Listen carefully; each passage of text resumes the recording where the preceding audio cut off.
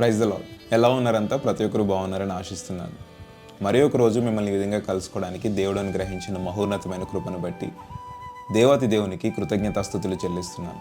అపోస్తలుడైన పౌలు కొరింథీ సంఘానికి రాస్తూ మొదటి పత్రిక 6వ అధ్యాయం 20వ వచనంలో ఒక మాట అంటారు. 19 నుండి మనం చదువుదాం.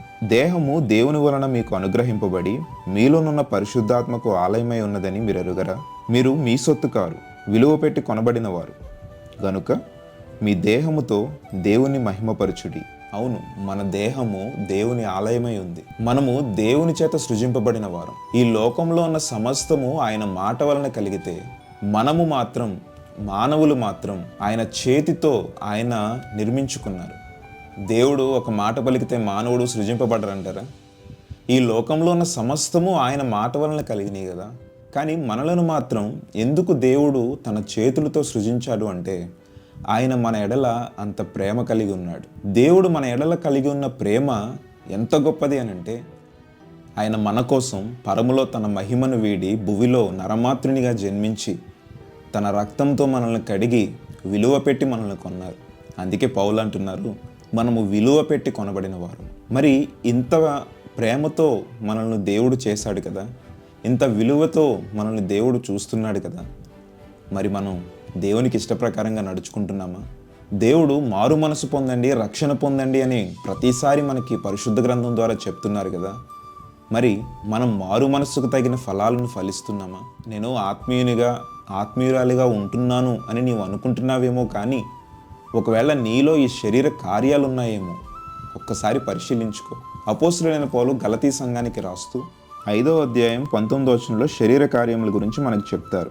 ఒకసారి చూద్దాం. శరీర కార్యములు స్పష్టమై ఉన్నవి. అవేవనగా జారత్వము, అపవిత్రత, కాముకత్వము, విగ్రహారాధన, అభిచారము, ద్వేషములు, కలహములు, మత్సరములు, క్రోధములు, కక్షలు, భేదములు, మితములు, అసూయలు, మత్తతలు, అల్లరితో కూడిన ఆటపాటలు మొదలైనవి. దేవుడు మనల్ని ఎంతో విలువ పెట్టి మనల్ని కొని మనం నరకంలోనికి పోకుండా నిత్యరాజ్యంలో మనం ఉండాలని తన ప్రాణాన్ని సైతం మన కోసం త్యాగం చేసిన దేవుణ్ణి విడిచి మనం ఈ శరీర కార్యాల చుట్టూ తిరుగుతున్నాం. ప్రస్తుతం ఉన్న కాలంలో ప్రతి యవ్వనస్తుడు, ప్రతి మనిషి కూడా ఈ శరీర కార్యాల వైపే మొగ్గు చూపుతూ ఉంటారు. ఎందుకంటే మనం రాకడకు అతి సమీపంగా ఉన్నాం. ఈ రాకడ సమయంలో ఏదైతే అంత్య దినాలలో సాతాను మరీ ఎక్కువగా మనల్ని శోధనలో పడవేస్తూ ఉంటుంది, ఈ సమయంలోనే మనం మన యొక్క పరిశుద్ధతను, మన ఆత్మీయతను కాపాడుకోవాలి. ఎందుకు ఈరోజే నీ హృదయాన్ని పరిశీలించుకోకూడదు? ఒకవేళ నీ హృదయంలో ఈ శరీర కార్యాలు ఇంకా నిన్ను ఏలుతున్నాయా? నీ హృదయాన్ని పట్టి ఇంకా అవే పాపంలోనికి, శోధనలోనికి పడవేస్తున్నాయా? జారత్వము కానీ, అపవిత్రత కానీ, విగ్రహారాధన కానీ, కాముకత్వము కానీ, కక్షలు కానీ, ద్వేషములు కానీ, భేదములు కానీ, ఏదో ఒక శరీర కార్యము నిన్ను ఏలుబడి చేస్తుందా? ఈరోజే ఎందుకు మన హృదయాన్ని పరిశీలించుకోకూడదు?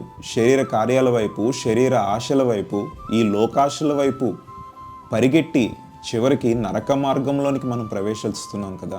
ఇంత విలువ పెట్టి కొనబడిన మనం, దేవునికే ఆలయముగా ఉన్న మన దేహం ఎందుకు శరీర కార్యాల వైపు పరిగెడుతుంది? ఎందుకు అంటే మన హృదయంలో వాక్యం నిలిచి ఉండట్లేదు.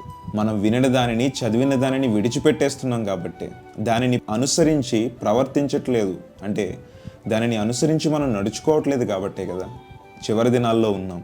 మనం మరీ ఎక్కువగా దేవునికి దగ్గరగా జీవించాలి. నీవు నిజంగా ఆత్మీయుడివైతే, దేవునికి దగ్గరగా జీవిస్తున్నవాడు అయితే ఖచ్చితంగా ఆత్మ ఫలాలు నీవు పొందుకోగలుగుతావు. ఏమిటి ఆత్మ ఫలాలు? చూద్దామా? 22వ వచనం. అయితే ఆత్మఫలం ఏమనగా ప్రేమ, సంతోషము, సమాధానము, దీర్ఘశాంతము, దయాళుత్వము, మంచితనము, విశ్వాసము, సాత్వికము, ఆశా నిగ్రహము. మనం ఆత్మీయ జీవితంలో ఉన్నప్పుడు ఈ ఆత్మీయ ఫలాలను మనం ఫలిస్తూ ఉంటాం. మనలో విశ్వాసం ఉంటుంది, ఆశా నిగ్రహం ఉంటుంది. మనలో ఏ ఆశలైనా కూడా మనం నిగ్రహం కలిగి జీవించగలం. ఏ ఆశల వైపు మనం పరిగెట్టలేం. ఎందుకంటే దేవుడు నీ హృదయంలో ఉంటే నీవు ఏదైతే ఆశలు నీ ముందున్నాయో వాటన్నిటిని కూడా జయించగలవు.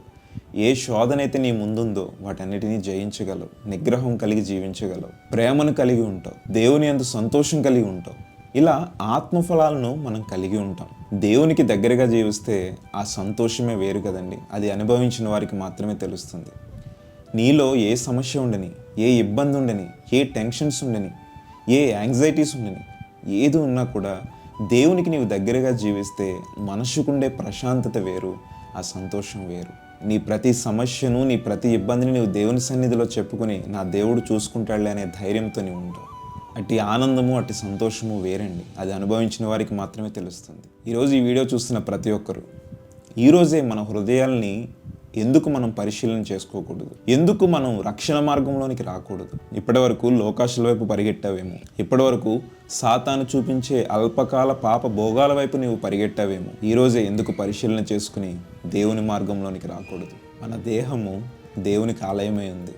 చూడండి, మనం చర్చిలో ఉన్నప్పుడు ఏ చెడు తలంపులు కానీ, ఏ పాపపు కార్యాలు కానీ చేయకూడదు, ఇది దేవాలయం అనే ఆలోచన మనం కలిగి ఉంటాం. కానీ నీ దేహమే దేవుని ఆలయమే ఉంది. దేవుని ఆలయాన్ని మనం ఎంత పరిశుద్ధంగా చూస్తామో మన దేహాన్ని కూడా అంత పరిశుద్ధంగా కాపాడుకోవాలి. ఎవరైతే తన దేహాన్ని పరిశుద్ధంగా కాపాడుకోరో దేవుడు వారిని నాశనం చేస్తారట.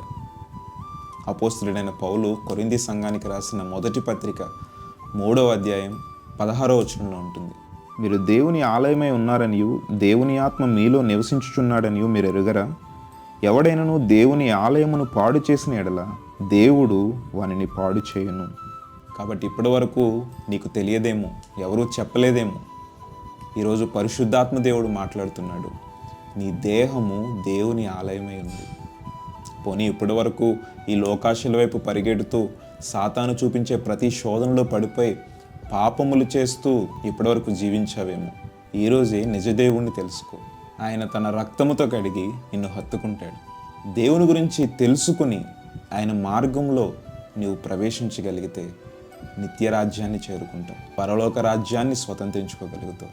దేవుని వారసునిగా, దేవుని కుమారునిగా, కుమార్తెగా నీవు ఎంచబడతావు. ఈరోజే మన హృదయాన్ని దేవుని సన్నిధిలో కుమ్మరించి ఆయనను శుద్ధి చేయమని మనం అడిగితే తన రక్తముతో నీ హృదయాన్ని కడుగుతాడు, పరిశుద్ధపరుచుతాడు. పరిశుద్ధాత్మ నీలో నివసిస్తుంది. మనం దేవుని ఆలయమై ఉంటాం, పరిశుద్ధంగా జీవించగలుగుతాం. ఇట్టి కృప దేవుడు మనకి దయచేయునుగాక. ఆమేన్.